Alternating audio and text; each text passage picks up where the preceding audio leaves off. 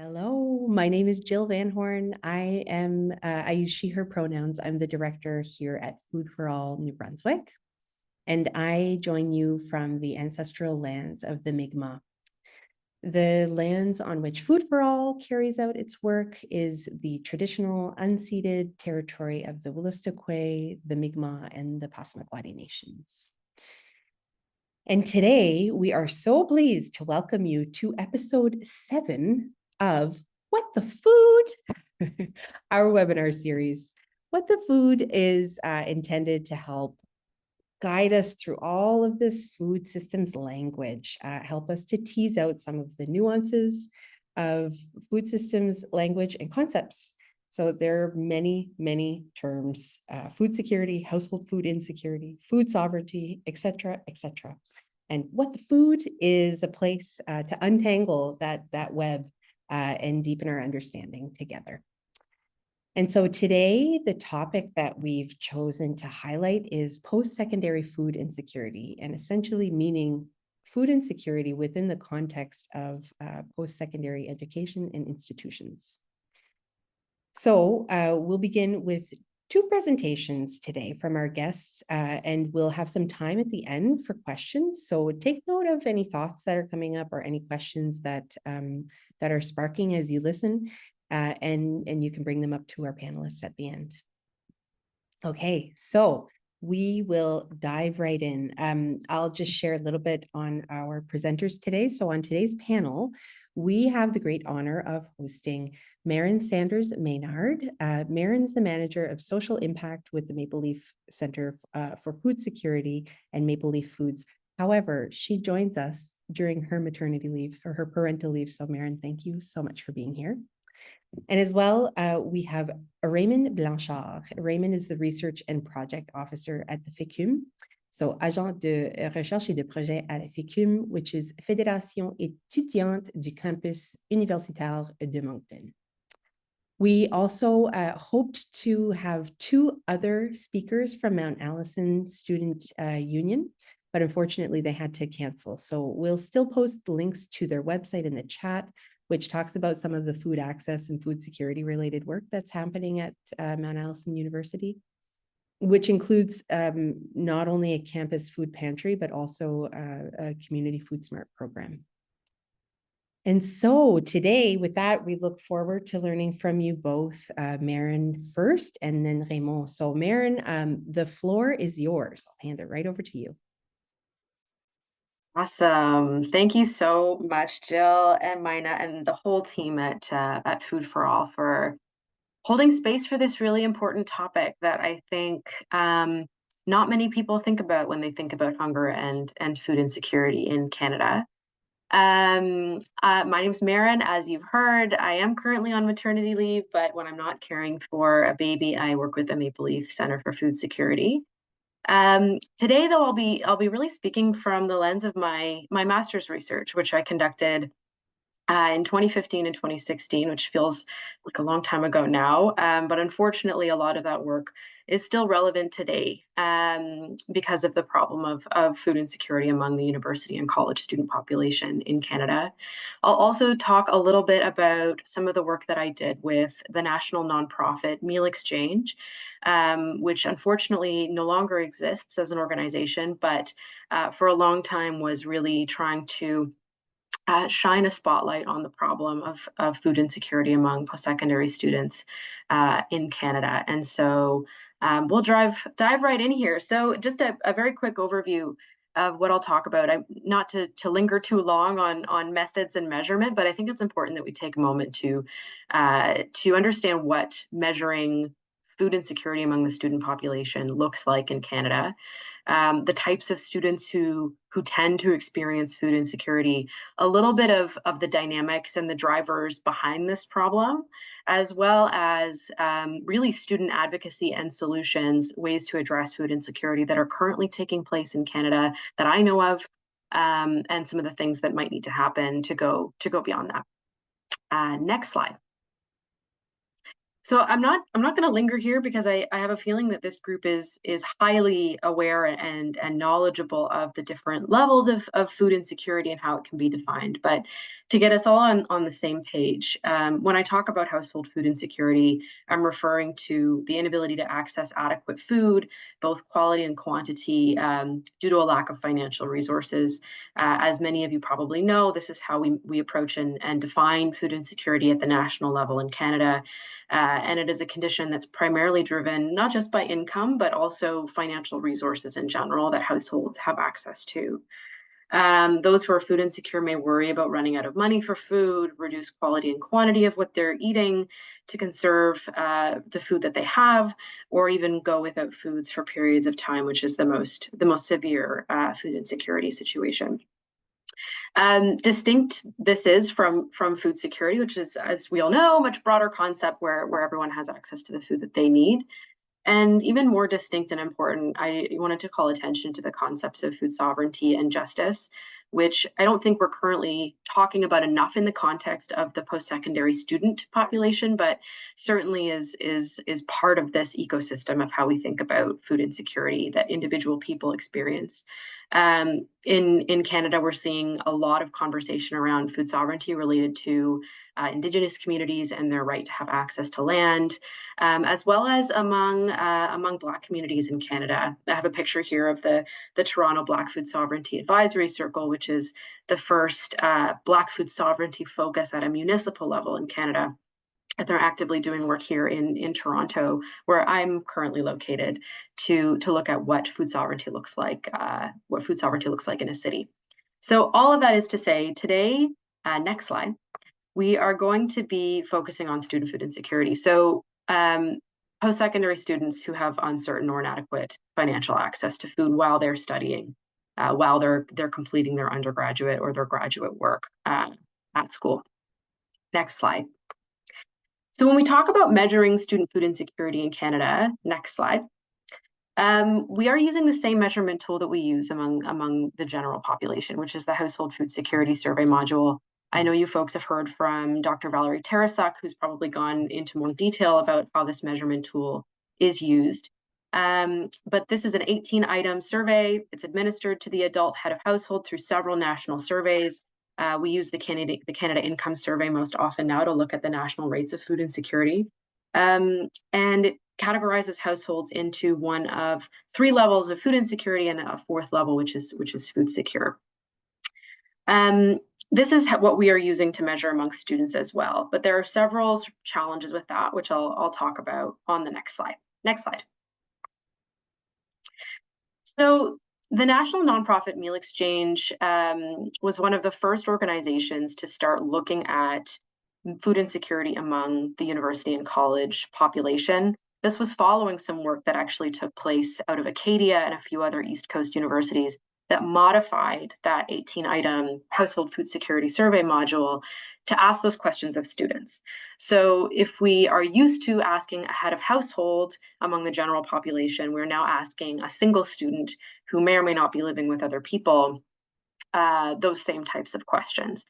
And in 2016, Meal Exchange surveyed students on 5 different Canadian campuses. They used a modified version of a 6-item short form of that survey. And what they found was that 2 in 5 students had experienced moderate or severe levels of food insecurity in the past 12 months. Out of the 5 campuses they surveyed, some of the highest rates they saw were at Dalhousie University, which was the one East Coast university they included. Since then, various universities and colleges have conducted their own surveys of food insecurity, which has borrowed from some of these same methods used by Meal Exchange. However, I think it's important to call out that often, due to limitations at these different schools, there's a mix of convenience sampling, so maybe asking people who come in the door at the food bank to fill out a survey, but that's not representative of the whole population of students at a given school. And so there are some methodological challenges with some of the surveys that have been done, but it's also a place to start. And I think what we're seeing with some of these numbers coming out is incredibly high numbers of food insecure students. So obviously, Meal Exchange across the 5 campuses in 2016 that were surveyed, it was 39%. Since then, we've seen some different methods used and some better quality data come out. And so there's 2 other sources that I'll note. One a survey conducted by Dr. Valerie Tarasuk's group, Proof, using the Canada Income Survey, which is a national survey across the country that we get our food insecurity rates from. They were able to look specifically at people who identified themselves as full-time or part-time students. And in that survey, they found that about 15% of full-time post-secondary students and 16% of part-time post-secondary students had said that they experienced food insecurity over the prior 12 months. They also note that full-time students actually have a lower odds of experiencing food insecurity compared to people who are not students. So very different rates we're seeing come out of a more national survey. And then most recently, which I think important to note, was surveyed, sort of mid to late pandemic, if we can call it that, in 2022. The National College Health Assessment is an American survey that looks at student health and well-being across US colleges and universities. And in the spring of 2022, 16 Canadian post-secondary campuses opted into surveying their students using the National College Health Assessment.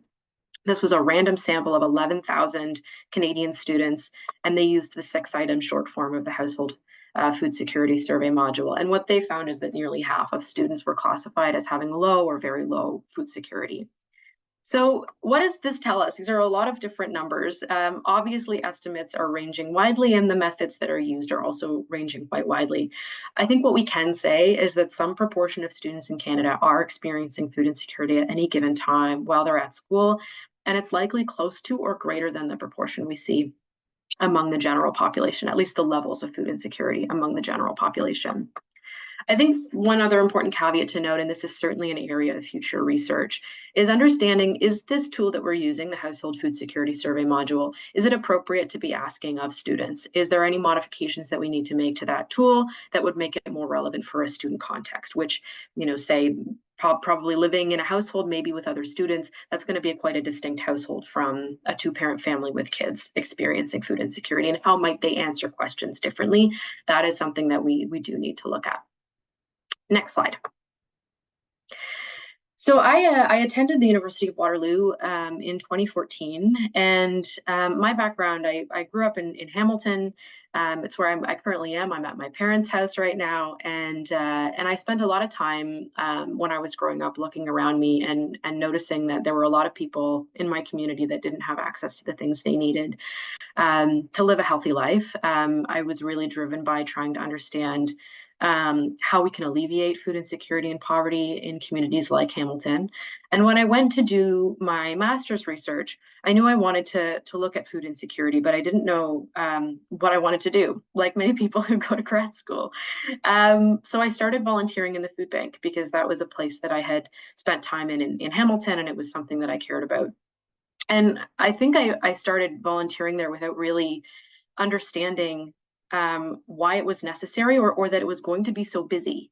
I would sit and I would see student after student after student come in, show their student card, that was the requirement at the time, and shop for food off of a shelf in a food bank. And it really started to pique my interest in, why are we seeing students needing to access a food bank on a university? What is this a deeper reflection of right now in our post-secondary environment?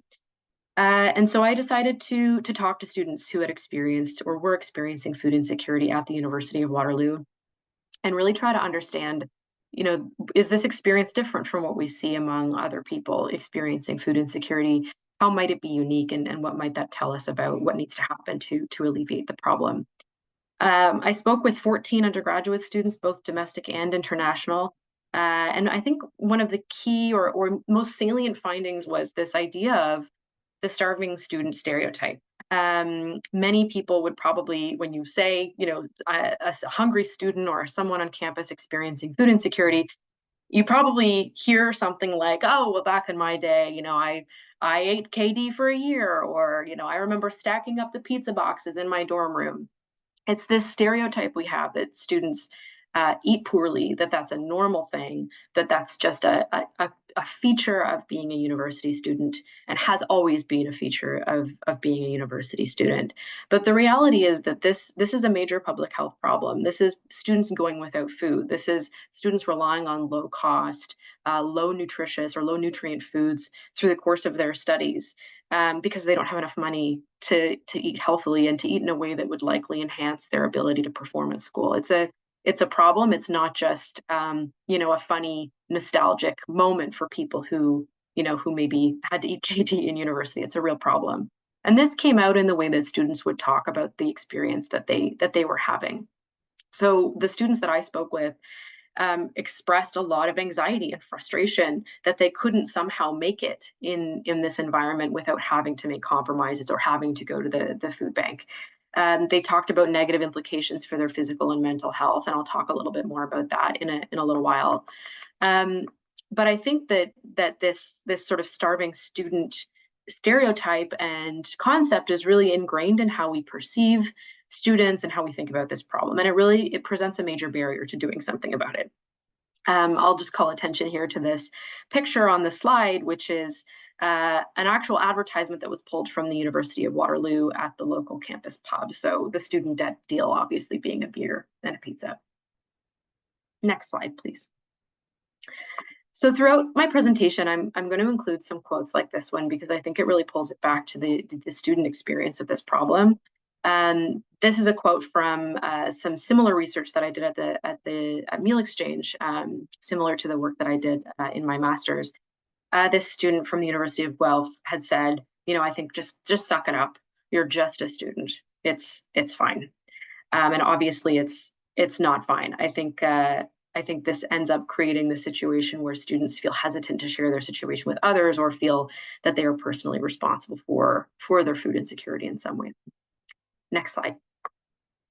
I'd like to take a minute and just ask the folks who are here on this call to share. I'm not sure who we have in the room, but if you are a university or college student, are you aware of food insecurity on your campus? Is this something that you know about? Is it something perhaps you've experienced before?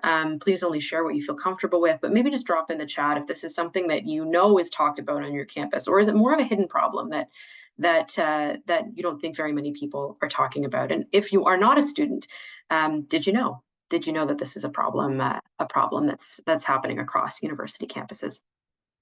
Next slide.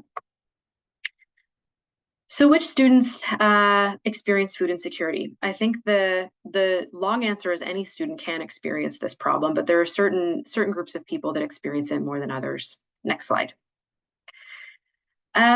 So the research that we have in Canada shows that any student that has a prior history of food insecurity in their family, or whose families might be living on a low income, are more likely to experience food insecurity than others. And this very much falls in line with what we see among the general population, with who is more likely to experience food insecurity.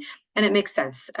Students who come from low income families might have less financial resources to draw upon when they're at school than students who come from higher income families. I think it's important to note that that students who are coming from families that are very low income, so families that are living on social assistance, for example, have a much higher odds of experiencing food insecurity compared to students who have families from paid employment. Students who are parents are also an interesting group because they are more at risk of experiencing food insecurity as well. And again, this mirrors what we see among the general population, and it makes sense. Households with more people to feed, more folks in the household are going to have a harder time making ends meet. And if you're a student, you're not able to bring in as much income perhaps from employment if you're spending time in your studies. International students, I think this is a really interesting and important group of folks to talk about because there's a lot in the headlines about international students. We do see a large influx of international students coming to Canada to study. And the research that we have shows that they are more at risk. So a study from Memorial University in Newfoundland found that international students have about twice the odds of experiencing food insecurity compared to domestic students. And a recent qualitative study from the University of Alberta found that international students talk about limited family support and low knowledge about, possible supportive services and resources that they could access. And these are some of the things that might be just added challenges for them when it comes to food insecurity during university. And I know Raymond is going to speak a little bit more about what he's seeing on his campus as well when it comes to international students. Students who are Black, Indigenous students, and students from other communities of color are more at risk of experiencing food insecurity compared to white students. There's more research on racial disparities in student food insecurity from the US. But what we do see from what we have in Canada is that there is a greater risk of experiencing food insecurity.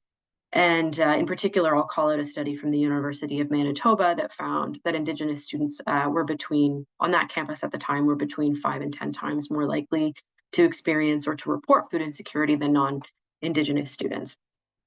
And finally, this is not surprising, but students who don't own their own homes, I don't know that there are many students that own their own homes, but you are more likely to experience food insecurity as a student if you're renting. One thing I'll just call out, I meant to mention this on the measurement slide, is that the way that we measure food insecurity does not do a good job of determining the importance of access to cultural foods, to country foods, the role that food sovereignty may play for Indigenous students in particular. Our measurement doesn't do a good job of looking at those conceptions of food security, or what food security would mean for those students. And that's a major area of research. And there is some really important work coming out from Indigenous scholars on food sovereignty in Canada. And I hope to see more of that among the student population as well. Next slide. The students, sort of pulling it back to the work that I had done and the qualitative work to try to understand what that experience is really like. This student said, my parents have so much going on with supporting my brother. I'm trying not to burden them. So we're seeing from the student population this really strong desire for independence and control over their financial situation. And if you are a student, or if you were a student, you probably remember that time, that moment of being able to be out on your own for the first time, of trying to figure out how you live while you're at school, and what it means for you to be a student out in the world, perhaps living away from your families for the first time. And what that meant was students would talk about avoiding asking their families for help, that they felt like it was their own fault and that it was their responsibility to figure out their own situation when money ran low. Some shame expressed over, being unable to avoid these types of situations. One other quote I'll note is one student at the University of Waterloo said, I feel really guilty because I feel like I should just have this figured out. Like at this point in my life, I should have this figured out. And I think that really calls out this real individual, this assumption of an individual responsibility. It's my fault, as opposed to, what are the conditions that I'm in that are making this really hard for me? And we're going to get a little bit more into that in a few slides here. Next slide. One more quote, right now I'm just really scatterbrained and stressed out, and I have no plan. So what we're going to talk about next on the next slide is some of those manifestations of food insecurity among students. And I think some of the things that not only could be happening to them in the moment while they're experiencing the problem, but what might actually happen down the line. Next slide. Perfect. Thank you. So as this group probably knows, food insecurity has been tied to a wide variety of poor health outcomes, among other populations. And some of the literature that we have in Canada suggests that students are no different.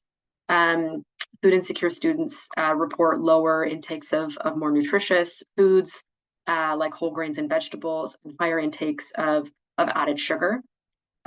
Which connects to, the things that are cheapest and probably easiest to consume when you're running in between classes and you don't have any money. One of the students I spoke to in my research talked about, skipping breakfast and just drinking a lot of water in the morning. So obviously there's a lack of nutritious food that these students are able to afford. Poor mental health has been linked to food insecurity in both qualitative and quantitative studies of food insecurity. A study from the University of Ontario Institute of Technology found that severely food insecure students were over 3 times more likely, or 3 times as likely, to report psychological distress compared to students who were food secure. As I mentioned on the slide with the quote, some of the focus groups I've been involved with students at the University of Guelph reported feeling guilty, ashamed, embarrassed, all of these things contributing to experiences of social isolation, of not wanting to disclose to friends or family that this is something that's happening.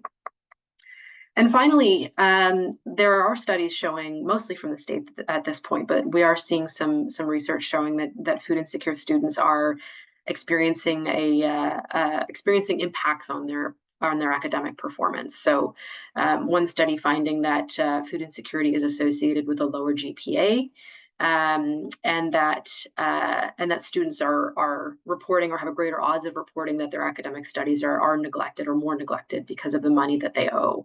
Often the students that I spoke with anyway would talk about balancing multiple part-time jobs on top of their full-time studies in order to just make ends meet, and just the impacts of not being able to fully dedicate oneself to their studies while they're in school. One thing I'll note before I move on here on the drivers is, and Dr. Tarasak may have spoken about this as well as other folks you've heard from, that we know that even one or two experiences of severe food insecurity among children or youth, so teenagers, can have negative implications for mental health in adulthood. And this group of post-secondary students, not every student is a young adult, but a lot of them are between the ages of 17 and 22.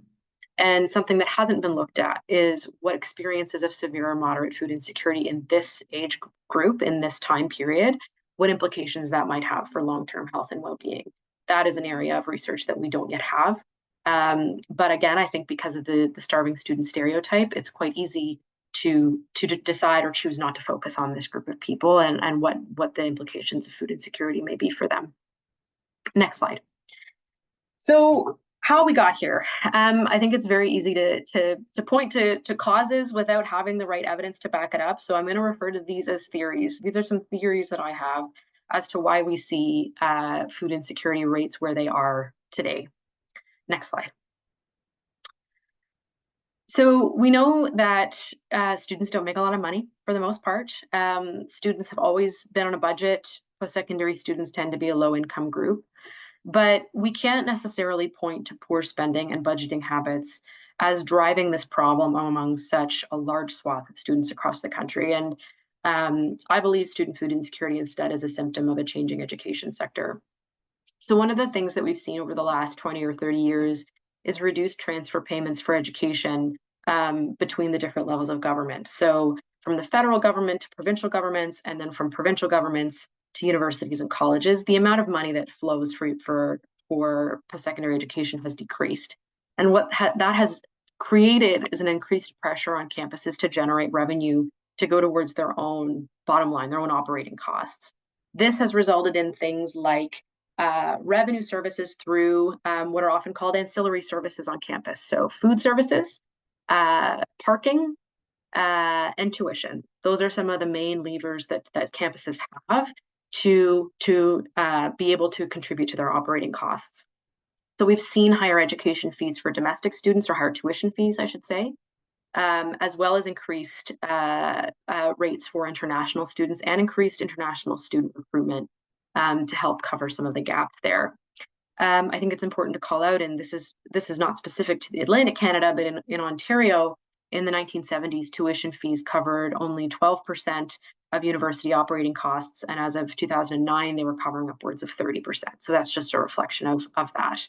And over time, obviously, this has placed a greater burden on students and their families to finance their education.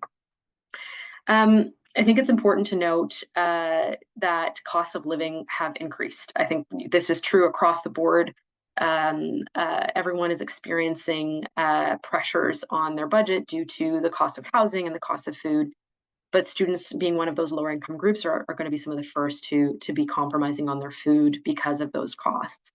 And I think a reflection of that, we're seeing a growing student debt load. So the percentage of post-secondary students undergraduate students owing more than $25,000 in debt on graduation has grown from 23%, so about 1 in 4, to 38%, so about 2 in 5 in 2020. So that's over the course of 20 years, we've seen that increase.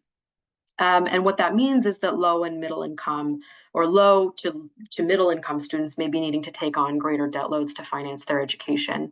In addition, student loans may not provide enough to cover the costs of what it takes to buy a healthy or a more nutritious grouping of foods.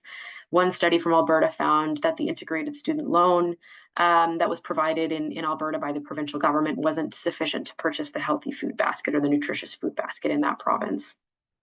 There are also some other factors that could be playing a role. Similar to other groups of people, students don't necessarily have incredibly high levels of food and financial literacy. I don't think we should think of students as being more at risk of these things. I think we see this across different populations. This may be playing a role, but as I mentioned, I think it's unlikely that it's driving the level of food insecurity that we see. And in addition, I think there's also greater awareness of food insecurity now than what we may have seen 20 years ago. It's something that the general population is more aware of and the importance of the social determinants of health for dictating people's outcomes. Next slide.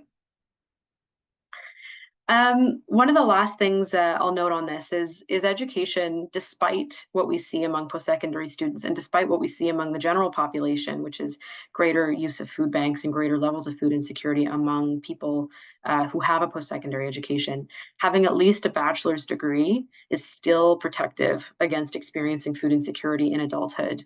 In addition to that, I think it's important to note that having an undergraduate degree does contribute to the likelihood that someone will have a higher income and therefore be more protected from food insecurity when they graduate if they're able to get a good job. So I think there's several big questions here, right? What role should post-secondary institutions be playing when it comes to student food security? Is this something that campuses should be paying more attention to and responsible for in a way to address for the students that they have coming through their doors? And what implications might this have, as I mentioned, for long-term health and well-being? So the last thing I'll talk about before Raymond speaks is what I'm seeing around student advocacy and solution making for this problem. Students have an incredible amount of power. It may not feel that way, but students en masse have a lot of power to influence what their campuses pay attention to and what university and college administrations prioritize. So next slide. One last quote I'll share. This was a student from Toronto Metropolitan University saying the people who can affect food security, campus decision makers, are not yet a part of this conversation. This was a quote from about 10 years ago, and I'm happy to say that I'm seeing more campus administration at the very least start talking about this problem and are actively working with students to try to address some of those problems. Next slide. I'll take a moment to talk about campus food banks and about food banks in general. And this group, if you've heard the other speakers in this series, this won't be surprising. I want to say food banks are not a problem. I don't mean to say that there's a problem with food banks, but I think many food banks themselves would agree that they're not sufficient to addressing food insecurity. It's not enough to give a student a couple cans of soup every other week and hope that that's going to result in reduced food insecurity. We know that people visiting food banks reflect only a small proportion of the food insecure population. The data on the slide here is a little bit old, but this holds true today. And the same is likely the case among students. There are likely many students who are experiencing food insecurity who are not willing or able to walk through the doors of a campus food bank to get support. I think something that's important to note as well is that there have been headlines here in Ontario. I meant to put one up on the slide, but I couldn't find the article. That many local food banks are now turning away international students, that we've seen that happen here in Ontario in the GTA. There have been food banks who have been so stretched to the limit of their capacity that they are turning specifically international students away. So I think that we're seeing some cracks in this. I mean, seeing some cracks is so insufficient. The system is cracking. The charitable food system is cracking. I'm seeing someone in the chat saying in my area, students are not eligible for food banks. So when we think about that stigma of having to walk into a food bank to begin with, if you're in a situation where you have nowhere else to turn and you're at a food bank, to then be turned away because you don't qualify, how gut-wrenching that would be in that moment. And certainly campus food banks, as are reflected in this article, are experiencing pressures and are not able to keep enough food on the shelves to manage the need in their community. Next slide. I think this is, as I mentioned, resulting in students just feeling like they're not deserving of the support that is available and contributing to that stigma and shame. Next slide. There are, I think maybe it's better to think of, not better, I think it's important to think of campus food banks as one piece of a bigger puzzle, or one spoke of a wheel that is providing support to students experiencing food insecurity. It's a vital, important service, and it shouldn't be the only thing that students have to turn to when they're experiencing challenges with accessing the food that they need. I think it's really important to call out some of the grassroots student initiatives that are informed by students who have experienced food insecurity to help some of these services reduce the stigma and shame that come when you have to walk into a food bank. And I'm going to talk about some examples from the University of Guelph on the next slide to try to address some of that stigma that comes with accessing food. We're seeing a lot of student advocacy. There's an article here reflecting a walkout that took place by University of British Columbia students in 2022. They were arguing or trying to advocate to their campus to spend more money on food security programming and solutions on campus. So this type of thing obviously made headlines in Vancouver, and students coming together and using their voice as a collective can certainly shift the way campuses are prioritizing this problem. I think also really important to call out, in reflection of some of those systemic drivers we talked about on a few slides ago, that we need to have stronger policies related to tuition, specifically to housing. There's a lack of student housing in this country, and that's contributing to a lot of what we see when it comes to food insecurity and other costs of living students need to pay for. I think it's important to recognize that systemic racism is still alive and well in Canada, and it's influencing who has access to those resources once they get to university and who doesn't. And I think it's really important that we continue to raise awareness of this problem to combat that starving student stereotype. There is a lot more awareness of this issue. This webinar is a great example of it. But there is work happening to try to raise more awareness through things like a roundtable that the University of Guelph is convening, which I'll talk about on the next slide. And there's an article headline here on this slide that came from Maclean's, which published articles a few years ago now on post-secondary student food insecurity. So the last slide is, I'm just going to highlight what some of the actions that are taking place at the University of Guelph, in addition to some of the important work happening at the Student Food Bank. The campus has measured food insecurity among their student population using surveys. They know the proportion of students that experience food insecurity, and they have taken action as a result of that. So some of the things I'll take note of, or I'll make note of, there is a sliding scale food market that operates at the University of Guelph. It operates once a week at 3 different locations on campus.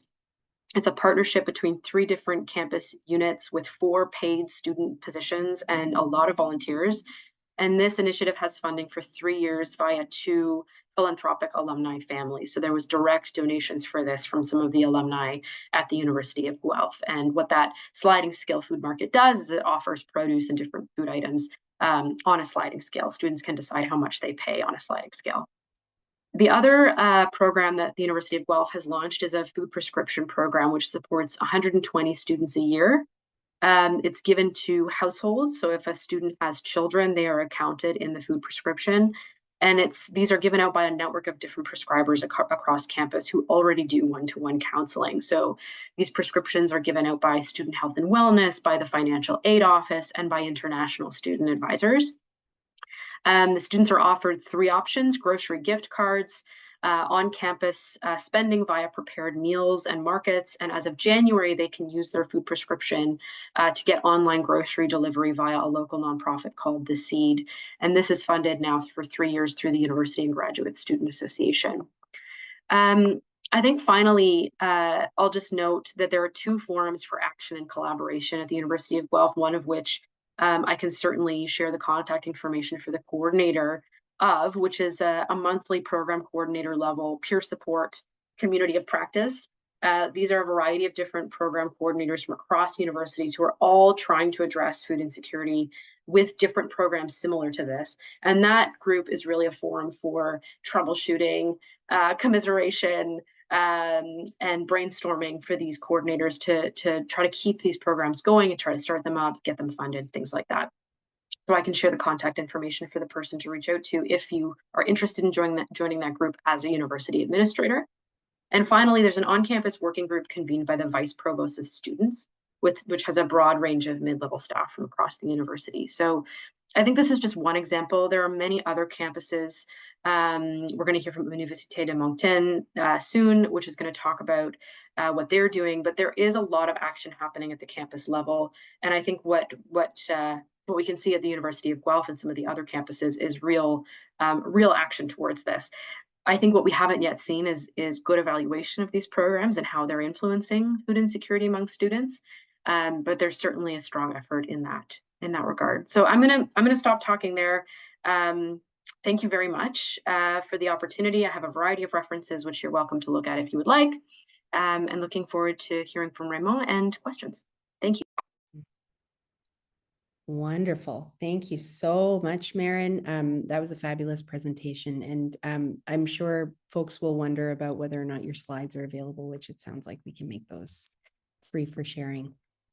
Very comprehensive. So many things were coming up for me as I thought back to my own university, my own days in university, and then how many changes have come upon us since the pandemic and, this sort of affordability crisis that we're facing. So thanks again, Merryn. And with that, avec ça, je passerai la parole à Raymond Blanchard encore. Raymond est l'agent de recherche et de projet à la FÉCUM, la Fédération étudiante du campus universitaire de UDM, Université de Moncton. Voilà. Oui, merci. C'est ça, mon nom c'est Raymond, je suis agent de projet de recherche et de projet, en fait, même moi je me trompe, ici. Puis mon rôle m'a porté à lancer une variété de services ou à encadrer différents services qu'on offre comme fédération à nos membres étudiants. Puis au nombre de ces services-là, il y a eu pendant un certain nombre d'années une banque alimentaire. C'est quelque chose qui est devenu un projet pour nous vers 2014-2015. On a commencé à en parler. En octobre 2015, on a ouvert. Je regardais mes rapports cette année, ce matin, les rapports annuels qu'on faisait pour le service, puis on a ouvert en octobre 2015. Déjà, à ce moment-là, on savait qu'il y avait un besoin. Ce besoin-là n'était pas toujours nécessairement apparent. C'est pas quelque chose que les gens partageaient très ouvertement. Il y avait pas vraiment une conversation sur le campus à propos de qui ne mange pas à sa faim, puis pourquoi. Mais de façon privée, il y avait des échos qui nous arrivaient, comme quoi, surtout, comme Merryn le disait, avec les étudiants internationaux, c'était vraiment déjà un problème à cette époque-là. On parle de 2015 à ce point-ci. Puis, toujours est-il avec des conversations que j'ai eues avec différents collègues d'universités de la région qui ont aussi des banques alimentaires pour essayer de juste avoir un feel pour comment ça devrait fonctionner, qu'est-ce qui marche pas comme façon de faire et tout ça. On a fini par ouvrir ça avec un modèle qui était horrible. Je vais être honnête, on a vraiment réalisé notre erreur dès le départ, où est-ce que ce qu'on a fait, c'est qu'on avait un modèle qui était essentiellement on préparait des sacs, puis c'était juste comme une pick one. Mais les gens interprétaient ça comme un giveaway essentiellement. Ça fait qu'on s'est recalibré assez rapidement pour graduellement aller vers quelque chose qui était un modèle self-service qu'on a eu pendant plusieurs années après ça. On avait impliqué beaucoup notre population étudiante, surtout en nutrition, en santé, pour nous aider à se donner une idée d'un inventaire qui ferait du sens au point de vue nutritif autant que possible. On savait qu'on ne pouvait pas avoir des produits frais. Ça ne faisait pas partie des plans au début parce qu'on n'avait pas la capacité de les conserver. On était conscient du fait que ce qu'on offrait était à la limite de la nutrition parfois, mais il y avait des gens qui arrivaient ici, puis c'était ça qu'ils allaient manger, puis ça aidait quand même. Donc, nos étudiantes en nutrition nous avaient beaucoup aidé à comme, mieux cibler ce qu'on offrait comme boîte de conserve, par exemple. Puis bon, pendant les 3-4 premières années de ce service-là, je regardais tantôt, faudrait que je retourne dans mes données pour être certain, là, mais je vous dirais qu'on avait peut-être, j'ai noté ici, quoi, en bas de 25 personnes par mois. 25 personnes, si c'est pas 25 personnes, c'est 25 visites par mois. Donc, des fois, les mêmes personnes revenaient à quelques reprises.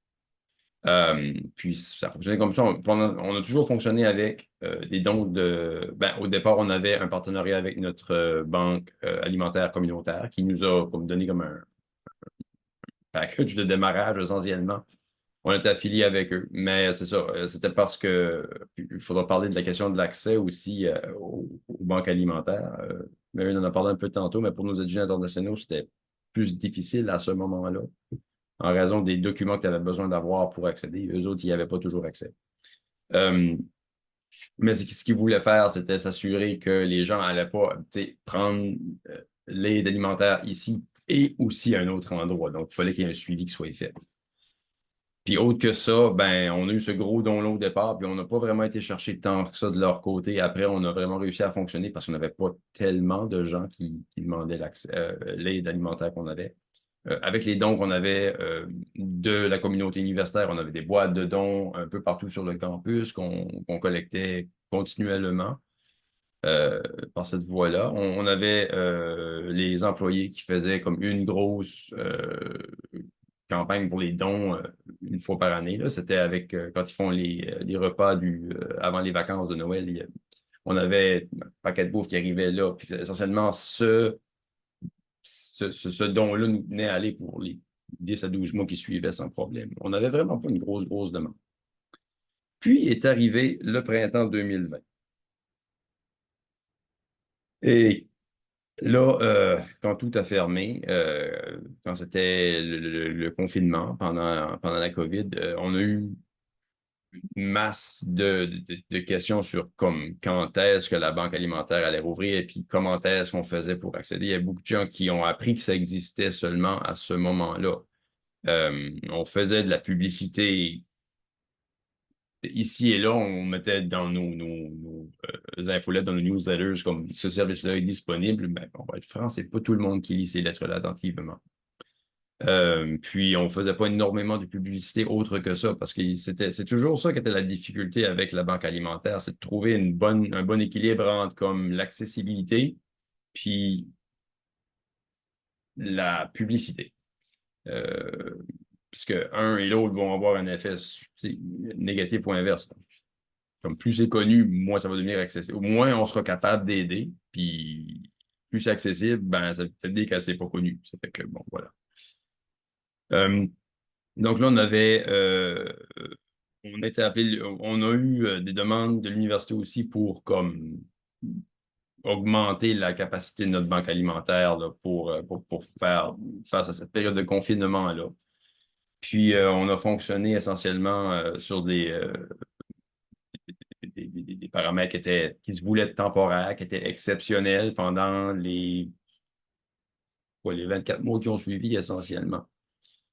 On a eu de l'argent qui nous est venu de donateurs, ils sont anonymes officiellement, pour aider au début. On a eu énormément d'aide des employés de nos services alimentaires ici qui nous ont justement fourni de l'espace pour conserver des denrées plus nutritives, des fruits, des légumes et tout ça, du lait, des œufs qu'on n'avait jamais offert auparavant parce qu'on n'avait pas la capacité, nous, de les garder frais. Donc, on les aurait tous perdus. Vu le rythme qu'on avait dans l'utilisation du service. Et puis, ça fait que ça roulait. Ça roulait beaucoup. On a eu un saut, je disais qu'on avait moins de 25 personnes par mois en général avant, puis de avril 2020 jusqu'à la fermeture, on était dans le 150 à 200 visites par mois. Donc, ça faisait beaucoup de travail, ça faisait beaucoup d'argent à investir là-dedans aussi. On a eu accès, et franchement, c'est la raison pourquoi on a été capable de soutenir cette demande-là aussi longtemps qu'on l'a fait. on a eu accès à des subventions du gouvernement fédéral. Le provincial n'aidait pas vraiment de notre côté pendant la pandémie. Pour ceux qui savent c'est quoi et comment ça marche au Nouveau-Brunswick, vous saurez pourquoi. Mais on avait accès à pas mal de fonds pour aider nos personnes étudiantes pendant ce temps-là. Nous autres, ça faisait une grosse... C'était de l'ouvrage, c'était beaucoup de travail pour le staff, pour le personnel. Ce qui c'était pas dans nos tâches à personne de s'occuper de faire de l'inventaire, d'aller chercher des commandes, de faire... à ce moment-là, on était rendu qu'on avait un formulaire de commande pour les gens où est-ce on leur demandait de cocher telle et telle chose. Puis c'était ça qui faisait plus de sens pour nous à ce moment-là. Puis donc, c'était très, très, très lourd au côté logistique. On a eu beaucoup de bénévoles étudiants qui nous ont aidés pour distribuer.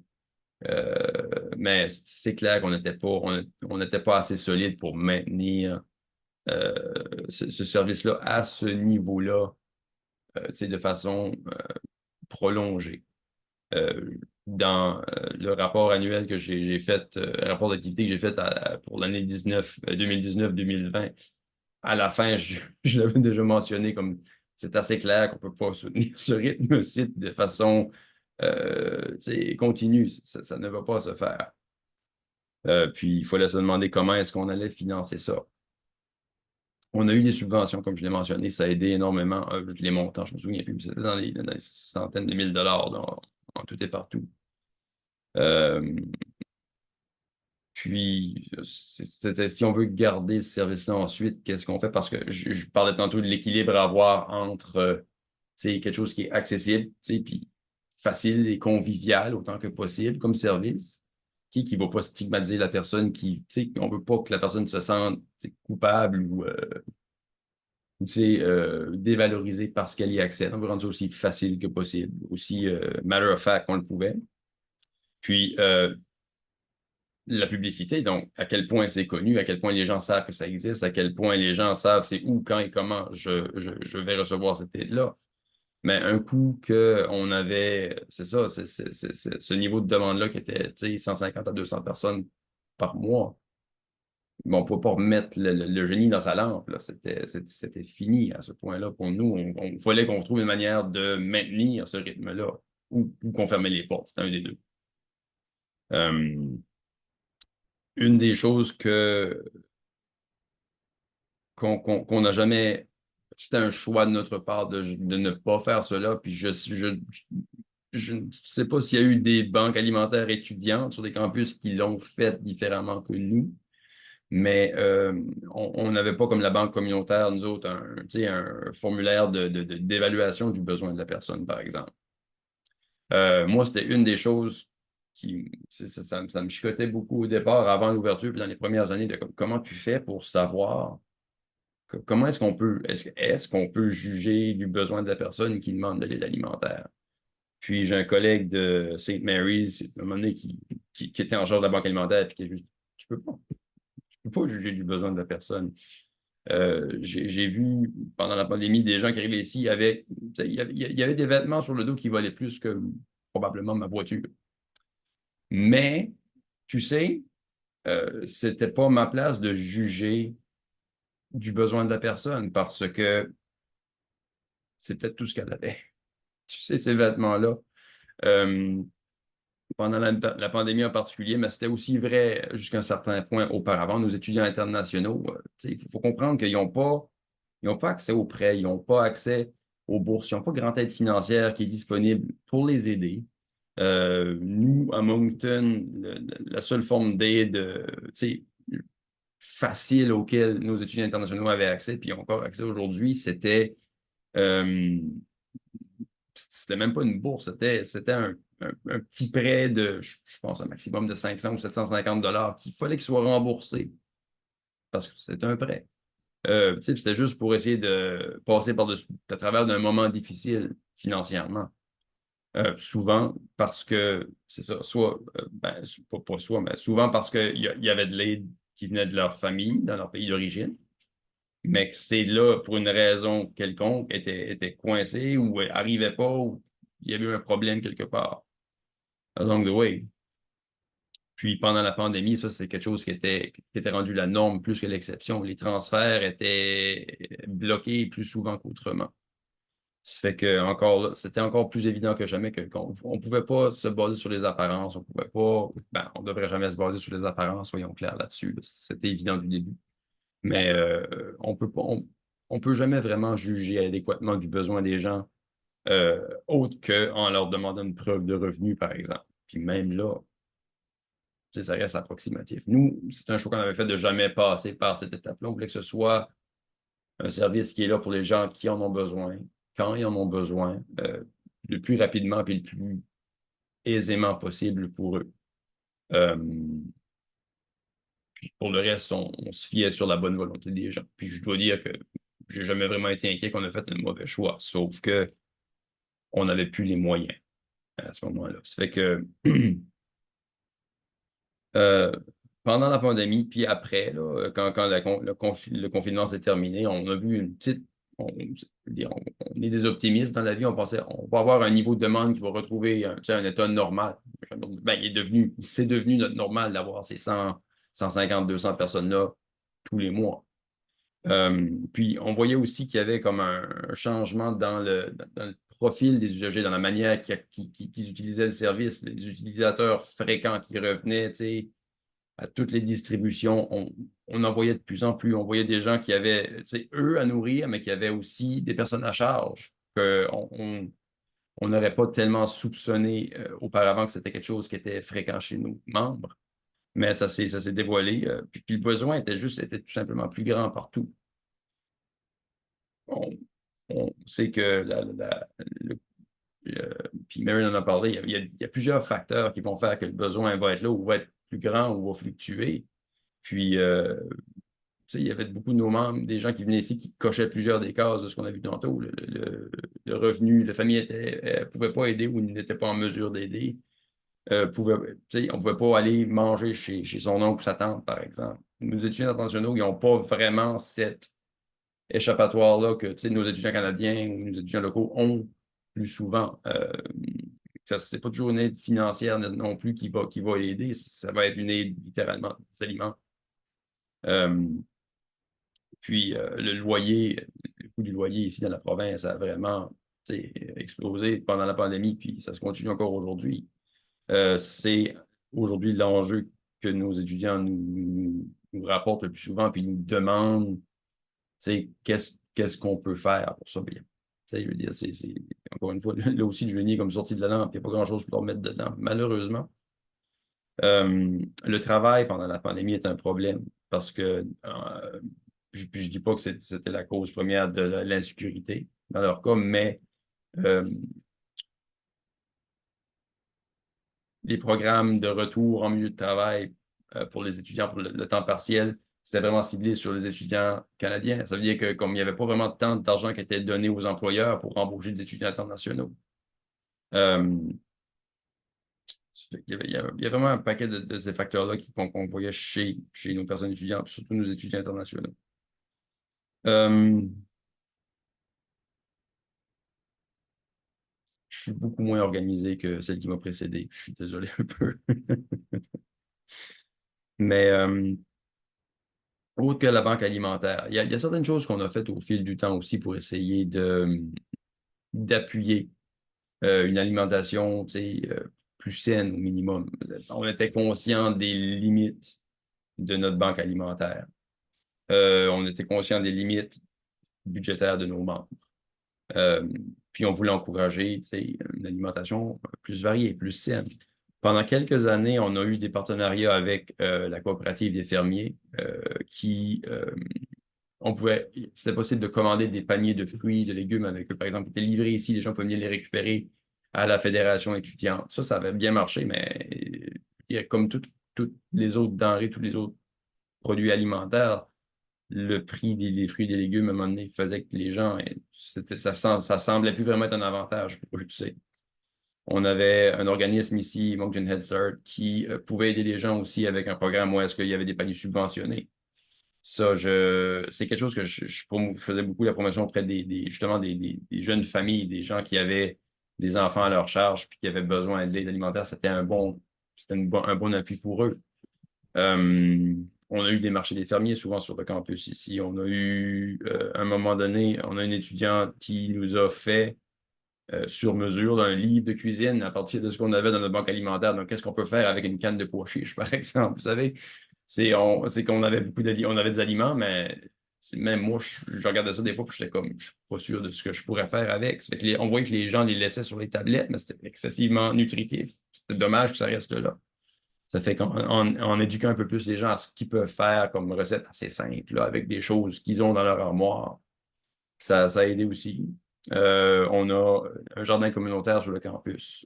On a une forêt nourricière sur le campus. C'est en train de pousser, évidemment. Ce n'est pas encore à terme, ça, là. Mais vraiment, c'est un peu ça. On sait que l'insécurité, que la difficulté est là. On sait qu'il y a des gens dans nos membres qui, bon, c'est pour eux, c'est passager, c'est temporaire, il y a de l'aide à côté quelque part. Peut-être que c'est juste, il faut qu'on passe au travers quelques années plus difficiles, puis ça va être ça après. Moi-même, Merryn disait tantôt, comme il y a des gens qui vont juste se lever et boire beaucoup d'eau. Je me souviens que j'ai fait ça quand j'étais étudiant. Mais je me suis jamais considéré comme pauvre ou en grande difficulté. J'aurais pas eu cette réflexion-là. Ça va passer, ça va se replacer.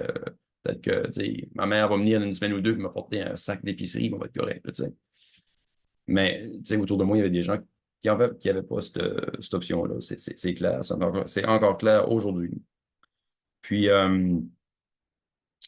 peut-être une dernière affaire. Pour nos étudiants internationaux, on voit souvent, il y en a qui arrivent ici, puis c'est souvent jugé négativement, puis je trouve ça dommage, mais qui semblent pas être très autonomes.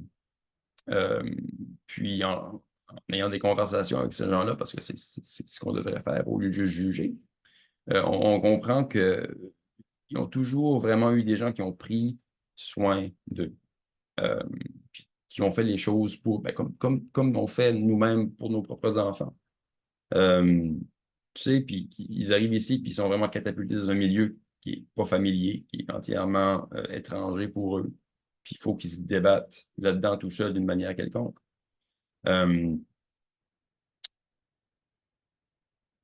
Ça fait qu'on remarquait que le besoin était plus grand là, mais qu'il y avait peut-être d'autres façons d'aider que seulement avec la nourriture. Puis c'est un petit peu ça que oui, c'est ça, j'ai comme pas mentionné ça, mais à la fin de 2022, nous autres, on a fermé la banque alimentaire. C'était fini parce que, mais on a fini, mais c'était pas fini parce qu'il y aurait plus rien ensuite. C'est qu'on avait réussi à lobbyer auprès de l'université pour qu'eux reprennent le flambeau parce que de notre point de vue, c'était un petit peu plus leur faute que la note que les étudiants n'avaient pas à manger. Donc, tu sais, on a réussi à les convaincre de mettre quelque chose en place pour qu'il y ait un programme d'aide qui demeure, malgré tout. Mais ce qui a été bien fait de leur côté, mais j'ai malheureusement pas de statistiques sur l'utilisation du service. Leur programme, ce qu'ils font, c'est qu'eux, ils vont plus chercher à aller évaluer justement plus spécifiquement le besoin de la personne. Puis, ce besoin-là ne va pas toujours être nécessairement financier ou pas pleinement financier non plus. Des fois, c'est une question d'autonomie. Des fois, c'est une question de comment budgéter. Des fois, c'est une question de où est-ce que je vais chercher la nourriture. Parce que les gens ne savent pas, puis ne savent pas vers qui se tourner pour ça souvent.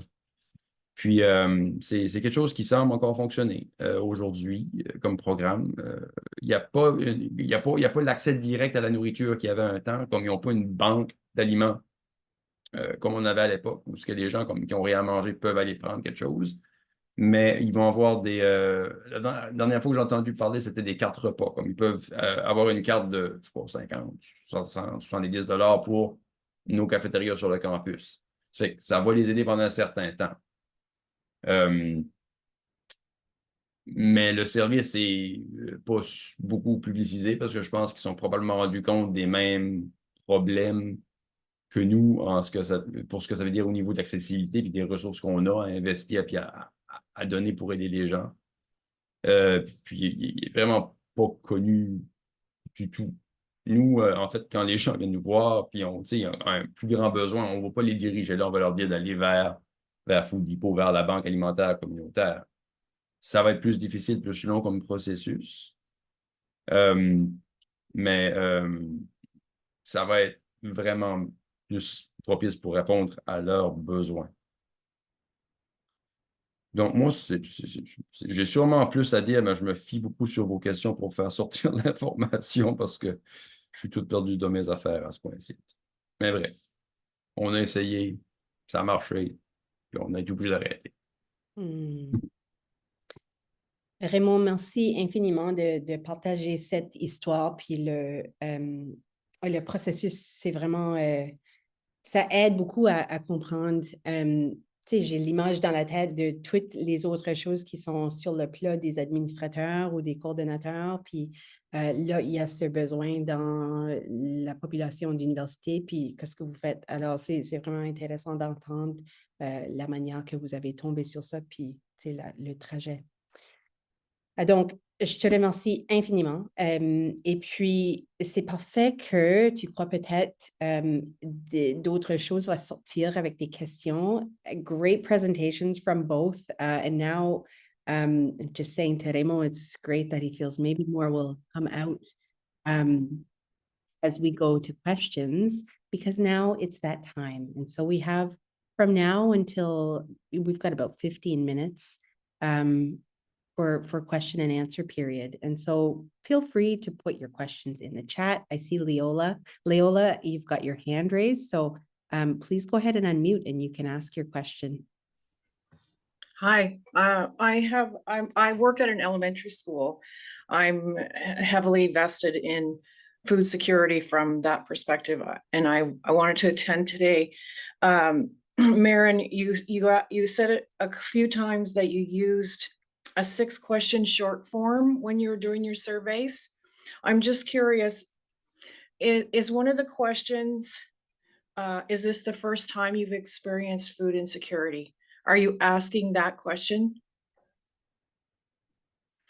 No, I don't believe that question is a part of the 18 item, which is the long version, and the 6 item is the short form of it. Short version. It doesn't look at whether or not it's the first time, but it would ask questions like, over the last 12 months, how often, how many times might you have experienced, but not the first time. No, not specifically. Okay. And the reason I'm looking at it from that lens is you made a statement about food literacy where you were assuming that food literacy skills weren't a contributing factor. Here, we also operate a community food smart program. And our assumptions about food literacy were completely flawed. We discovered that it didn't really matter what age the people were who were accessing our community food smart bags.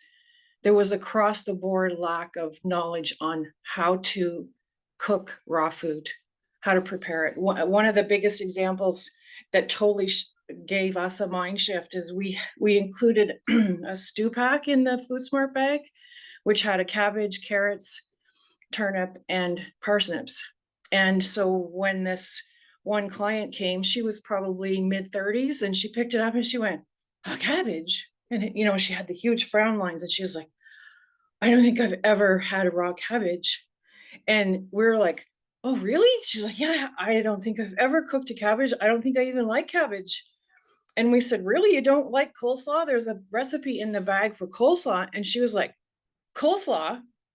And then her face totally changed. She goes, "What do you mean coleslaw?" And she dug in the bag and she hauled out the recipe and she read the recipe and she goes, "Oh, I can make my own coleslaw. I love coleslaw." So she didn't equate the raw cabbage to coleslaw that she orders or purchases in the little plastic container that's already pre-made. So that one little incident totally changed how we viewed the food literacy component of delivering the food smart bags, the community food smart bags. So I don't think you should make that assumption that food literacy skills don't contribute. Anyway, that's just my opinion. I wanted to share that story because it totally changed how we felt and how we were delivering the knowledge that we were including in the bag. We went back to basics because we were including fairly complex recipes and not realizing Totally. no one was using them because they have never actually bought a raw cabbage before.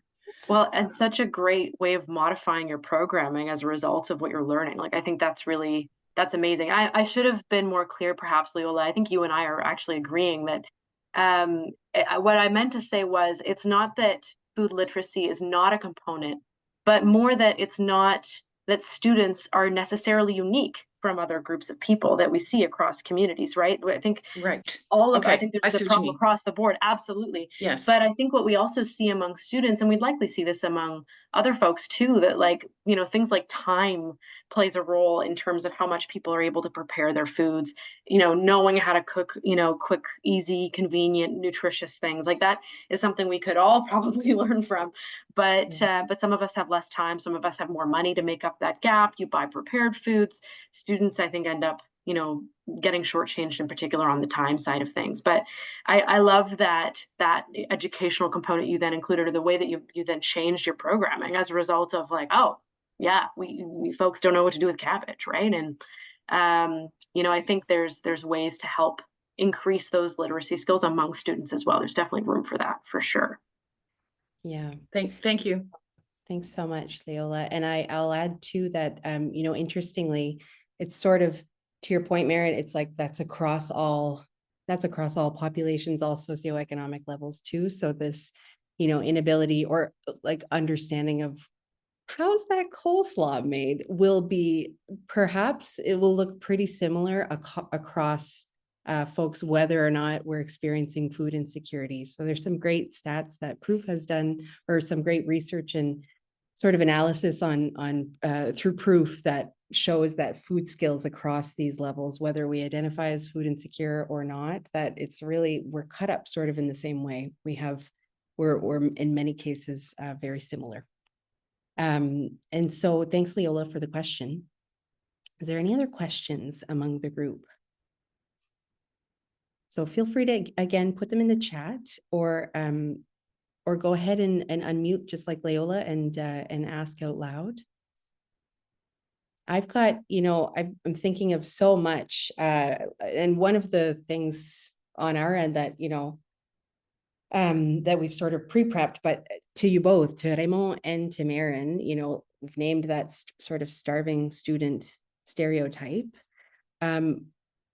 Would it be that, or are there other, you know, what are the most pervasive myths that you would say around post-secondary environments and food insecurity that you'd like to demystify or address?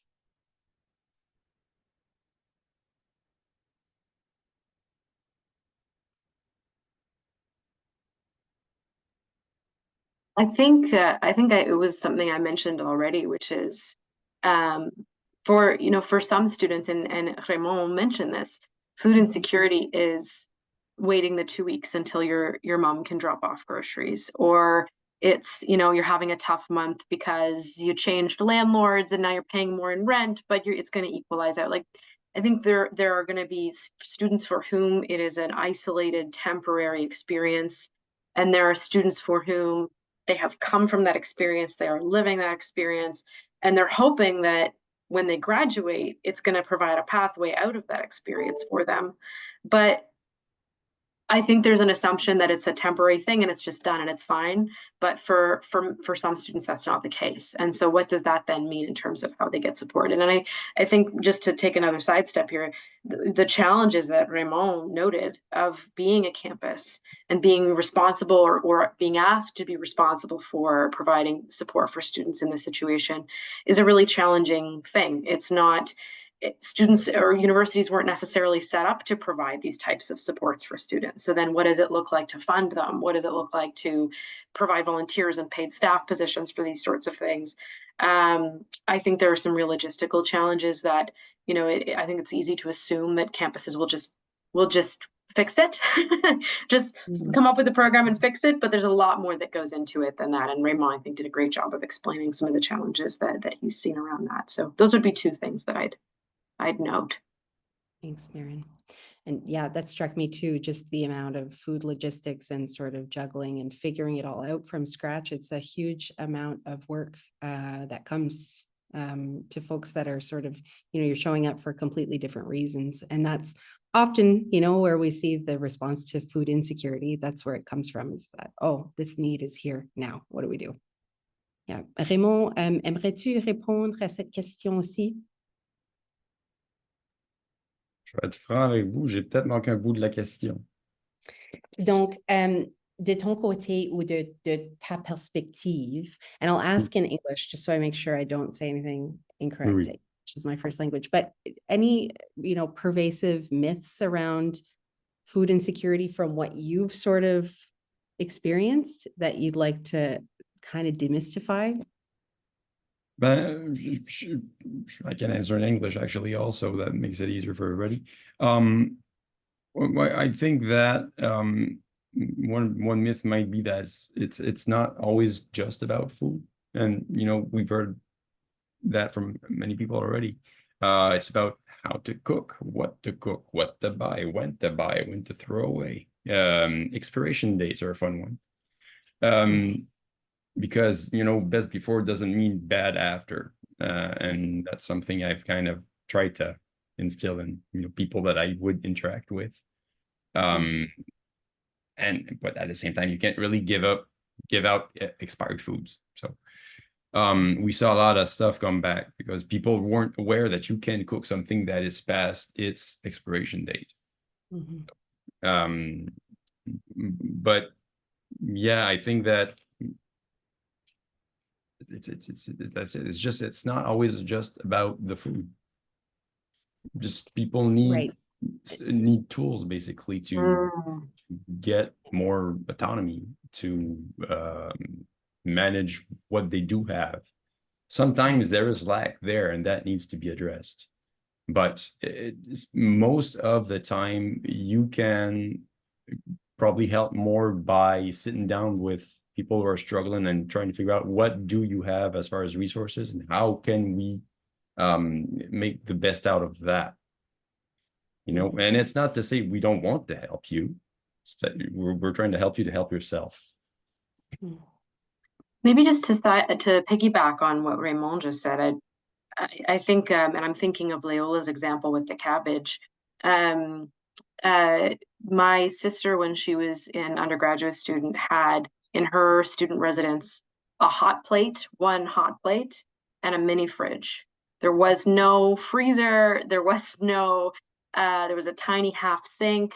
So, sometimes there'll be, I think, this idea that students could just batch cook and freeze a bunch of things, or you could send students home once you teach them how to cook with a recipe that they could freeze, to Raymond's point, resources, tools.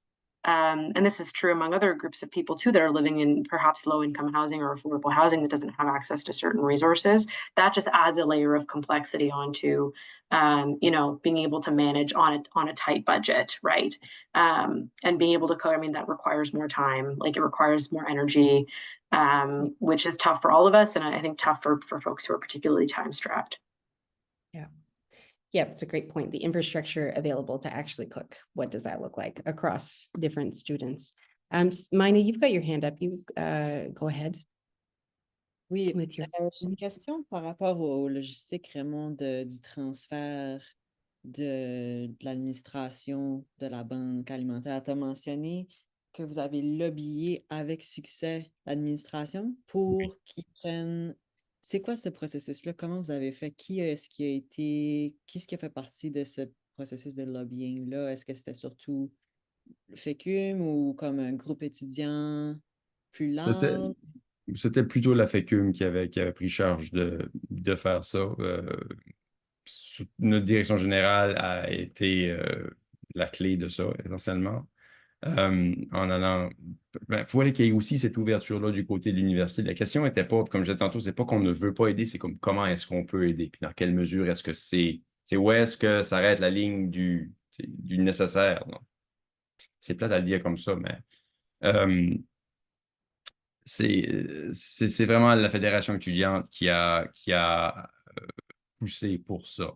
Parce que, comme je le disais, nous, on était dans une situation où est-ce qu'on constatait que le besoin, je devrais même pas dire que le besoin avait augmenté. Il a toujours été là, je crois. Mais on le constatait dans sa pleine mesure tout d'un coup. Puis on réalisait que ce que nous, on était capable de faire, ça serait jamais suffisant. C'était pas quelque chose qui pouvait être une garantie, tu sais, d'année en année. Donc, on cherchait une façon d'assurer cette sécurité, ce filet de sécurité-là, je devrais dire, pour nos membres à plus long terme. Puis ça s'est amené sous une forme qui était fondamentalement assez différente de ce que les gens étaient habitués de recevoir, puis de ce à quoi ils s'attendaient maintenant qu'on avait eu, tu sais, cette grosse poussée d'avoir des aliments frais, d'avoir des produits laitiers, d'avoir parfois de la viande congelée. C'est des trucs qu'on n'avait jamais pensé d'offrir avant, puis les gens s'attendaient que ça allait être là maintenant, tu vois. Ça fait que pour nous, c'était pas raisonnable de penser qu'on pouvait continuer à l'offrir. Pas sans que les gens, qu'on demande à nos membres de payer pour, puis on trouvait ça vraiment... ça semblait pas être correct de leur demander à eux de payer ça parce qu'ils payaient déjà pour les études, tu sais. C'est pour ça qu'on était vraiment en train de travailler avec l'université pour leur faire voir, bon, à notre sens, c'est plus votre responsabilité, ça serait plus solide si c'est vous qui le faisiez. Comment? Ben, ça été laissé à eux. Mais c'était vraiment ça le processus de réflexion pour nous, là. OK. Puis comme en pratique, ça ressemblait à un échange de courriel ou est-ce que ça ressemblait à comme une campagne spécifique? Dans la pratique, il y a eu des courriels, oui, juste pour confirmer des affaires. Il y a eu des réunions pour discuter de comment est-ce qu'on fait la transition. Parce que pour un certain temps, on a eu les deux services qui ont opéré ensemble. C'est-à-dire que pour le premier 2 mois, je crois, pour ne pas faire une coupure nette entre les deux, nous, on avait encore des ressources qu'on pouvait, tu sais, on était capable de donner de la nourriture encore. Mais c'était pour aussi faciliter l'atterrissage après ça, que le monde ne soit pas juste surpris par le changement. On leur donnait de la nourriture, on disait, bon, ben là, à partir de telle date, ça va être différent. Si tu as besoin d'aide, il va falloir que tu ailles chercher l'autre service. OK. Mais l'administration était plutôt réceptive dès le début. Oui. OK. Oui. La réception était là. C'est toujours une question de ressources. C'est une question de qu'est-ce qu'on peut investir là-dedans, essentiellement. Puis c'était pareil pour l'université. Il fallait que ça fasse du sens pour être durable, tu sais. Puis la solution qu'on peut trouver, c'est celle qu'on a maintenant. Oui. So I'll insert myself. I'm conscious of the clock, and I'll just first, I want to say thank you. I'm going to ask you both one more question before we end, but first, I want to say we're nearing the end. We're so close to 1 o'clock. So I want to say a huge thank you to our funding partner, the Department of Health through the Government of New Brunswick, to the Medavie Foundation, to our wonderful panelists, to our interpreter, Safia, for her support. And I'm going to ask now that Audrey or Mina puts the survey link in the chat. We have a short survey. We'd love your feedback to help us to improve our future events. And we will be sending out the recording, slides, and survey link again via email soon. We've got upcoming What the Food episodes before the end of the year that folks can sign up for. So one next week on the 7th of November, one on November 27th. And so you can sign up to join those. And before we leave, okay, one last question. So we know there's lots of action happening at different levels. We see the need at on the campus, and people respond, whether it be through community meals, food banks, university meal programs, food banks, bulk food purchasing. We see other examples coming from elsewhere.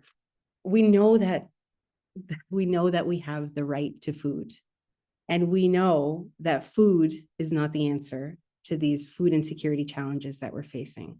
So Merryn, Raymond, to you both, one next thing that you would just love to see as it relates to addressing this issue. I know there's not one thing, but if you can keep it brief, I'll hand the floor back over to you both for us to close. So Merryn, you look ready. I love this question. This is only top of mind because I have a particular interest in housing right now.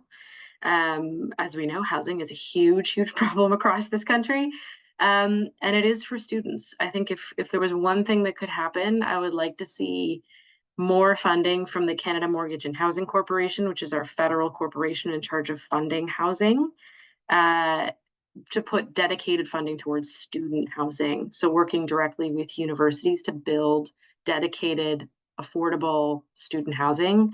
I think that would take away the biggest pressure aside from tuition that sits on students' budget lines. If that could happen, I think we'd see a greater space in that budget open for being able to afford healthy food. Amazing. Thank you, Merryn. Puis Raymond, à toi, une chose. Ben, je crois, moi aussi, franchement, puis je le disais tout à l'heure, la clé de l'énigme va être, c'est le logement, c'est le gros coût qu'on peut, so much, contrôler dans la vie des étudiants qui va, tu sais, puis la portion qui est là-dessus n'est pas optionnelle. S'alimenter, c'est un droit, puis être logé, c'est un droit aussi. Tout ce qu'on pourra, si on peut, ben, je ne vais pas dire stabiliser parce que c'est déjà trop cher, mais si on pouvait trouver une manière de réduire les coûts associés au logement pour les étudiants, je crois qu'on mettrait pas mal le doigt sur le bobo. Yes, so out of control, the costs of housing. So thank you so much for sharing this. And thank you both again for being here to present, and to all of our participants again for joining us today. We wish you well, and we'll see you at the next, the food? Thanks, everyone.